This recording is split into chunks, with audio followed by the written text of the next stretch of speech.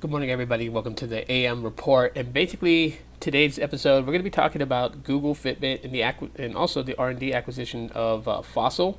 We're going to be talking about the Pixel 4 a little bit more, as this is a big subject, and also the possibility of a Pixel 4a. So yeah, keep it locked, and let's go.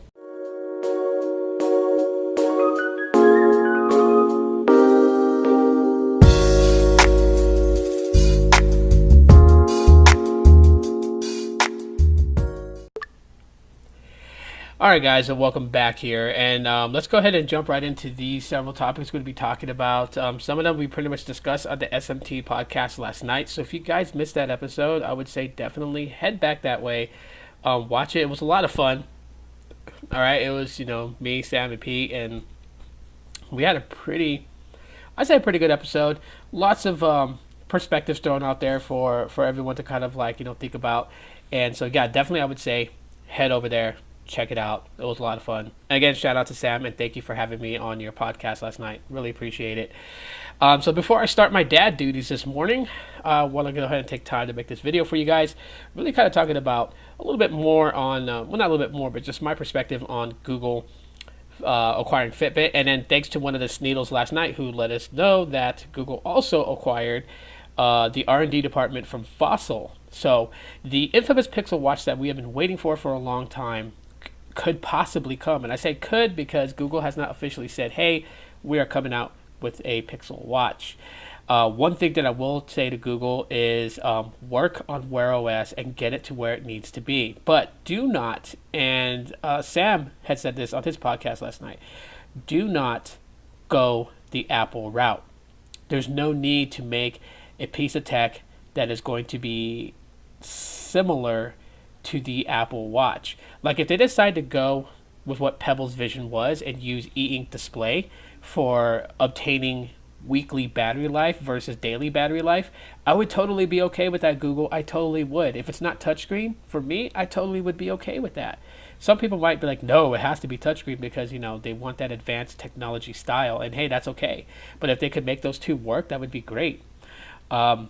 But we've been wanting the Pixel Watch for a long time. Ever since the first Pixel came out, we were always thinking there was going to be some sort of wearable to combo with it. And there wasn't. Even when the Pixel 2 came, we would hear Pixel Watch. But then nothing would come with it, no combo set.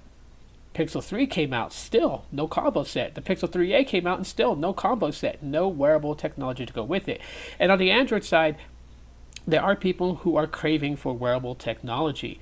But one that suffices, one that if you're going to spend $300 on, you're going to get 2 to 3 years out of it.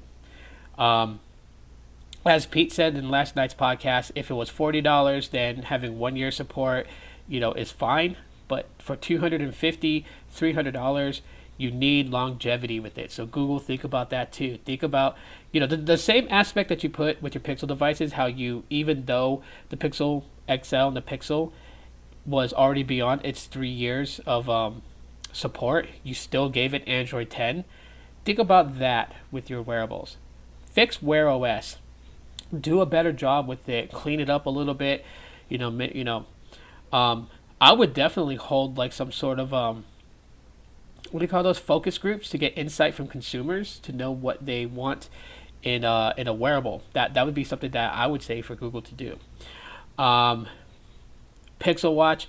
I know that Sam talked about what he thinks they're going to do with it. What I kind of think, I kind of agree with what he's saying. I think they're going to make a budget option or affordable option. I think they will make a premium option. And then I do think the third one, if they made a third one, would definitely be like a very sports active, durable option, right?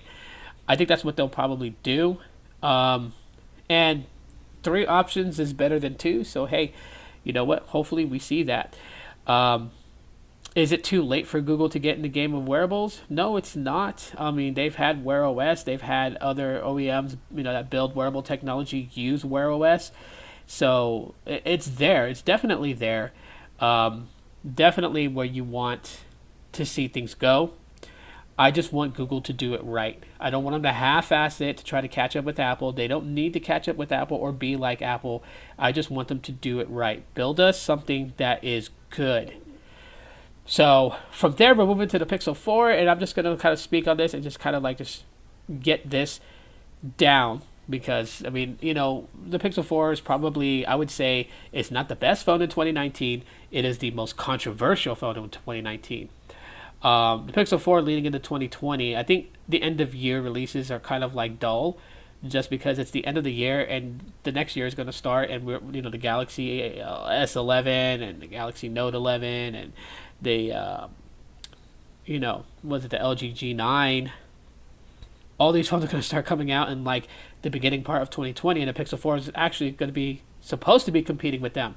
Is the Pixel 4 considered flagship? No, not by any way do I think the Pixel 4 is in flagship. I think one of the things that does grind my gears about Google is the fact that they really set like a giant difference wall between the Pixel 4 and the 4 XL. I think the only difference between the two should be the size of the device, not so much as how well it plays with Android. Like if you look at the Pixel 4, 2800 milliamp could suffice. It could last you an entire day if they optimize things right, but they didn't.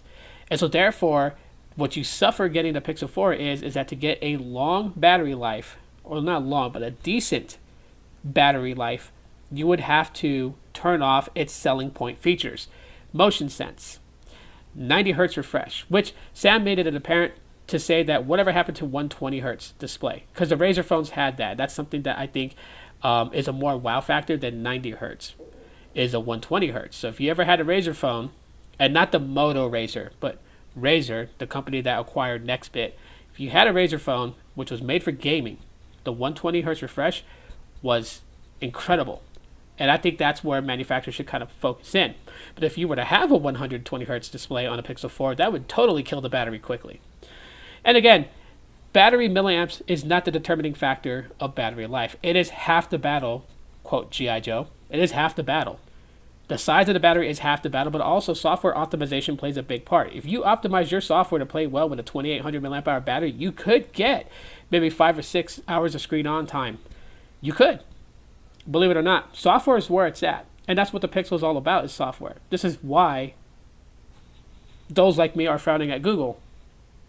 Google's a software company, not a hardware. And I don't care for the people who want to go and make videos talking about it's about hardware. These people saying it's about software don't know what they're talking about. Look, no, you guys don't know what you're talking about. And I'll prove it right now. When you pick up a Pixel 4 and you power the sucker on and you start navigating through Android, is it hardware that you're navigating through? Is it hardware? Go ahead and say it. You know what it is. It's not. It's software. Software is the biggest point. In a smartphone, it is 90% software, 10% hardware. Because I really could care less what the phone looks like. It can look ugly beyond anything. And for me, it's not a huge deal because when I'm using it, I am using it for the software. I am looking at what the software presents. I am not looking at the hardware. But to each his own. Other people judge a phone also by how it looks because they're embarrassed to carry an ugly phone. To each his own. You could wrap it up in a case. You could skin it. Some people are like, well, I don't want to have to do that. But I'll tell you this much right now. If you're going to spend over $100 on a smartphone, you better put a case on it because that's a $100 investment. You drop it, crack it, and break it. It's not like breaking a toy. So software is where it's at. And Google really didn't do it this year. So honestly, well, Assistant just launched. Honestly, $799, no. Especially for 64 gigs of internal storage. And I don't use a lot of storage, so I would opt for the 64 gig, but not at $799. $499, that's livable. If it goes under that, that's more benefit for me. So that'd be the last of it. Look, we get it. It didn't live up to people's standards. Let's move on because life goes on. Move on. If you don't like the Pixel 4, guess what? It's okay if you don't buy it. You don't have to buy it. You could just move to the next thing that fits your preferences. Going on to the Pixel 4a, let me tell you, Google this right now. People are expecting a Pixel 4a. So if Google had no intentions of creating another mid-ranger like they did with the Pixel 3a, they kind of screwed themselves because the Pixel 3a was a good phone. It launched great and it was good. I have the Pixel 3a and I have a Pixel 3, and by user experience, I don't really see a difference between them. Like if you're looking for the differences, if you're looking for the processing speeds and the differences in that, you'll find them. Guaranteed. Trust me. But picking up the phone and just using it, you're not going to see a difference. There's not a huge drastic gap in the difference of performance. They did great. Google, excellent job with the Pixel 3a and the 3a XL.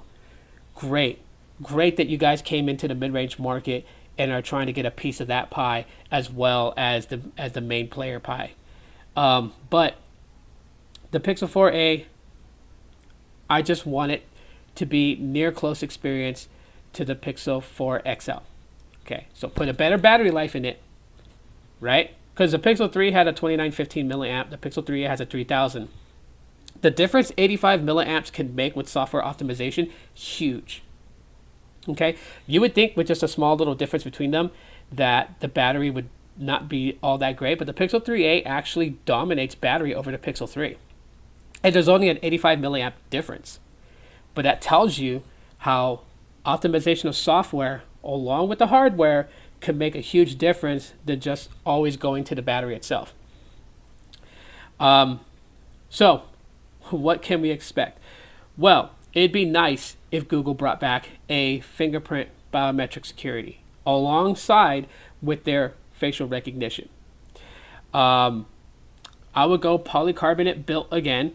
Some people will probably thumbs down. Great. You guys hate plastic, then stop drinking out of Coke bottles. But I would go with polycarbonate. I wouldn't need a glass back. I wouldn't need all that stuff. But build a design the same way you guys built with the Pixel 4 and the 4 XL. So if you're going to go like what you did with the Pixel 3a, making it feel and look like the Pixel 3, even though it's polycarbonate, do the same with the 4a. Give us that matte black side rail finish with maybe an odd color. And maybe bring a purple color. Instead of the oh-so orange, maybe purple-ish. You guys can continue that trend. Or a green color. Or a yellow color. Or maybe like have like an array of colors. Red, yellow, green, purple. Right? And then, of course, for the black version, don't go glossy. Do a matte black. It's totally fine. We're okay with it. Bump up the display size for the 4. So instead of a 5.7, just put that like at a 5.8, 5.9. Or even a 6, and make the XL version a 6.3. Minor differences there. But definitely work the battery. Give us like at least a 3200 milliamp on the 4A, and then a 4000 on the 4A XL. And price. Launch price the same you did for the Pixel 3a. So what was it? It was $399 for the Pixel 3a and $479 for the 3a XL. Do the same with the 4a and the 4a XL.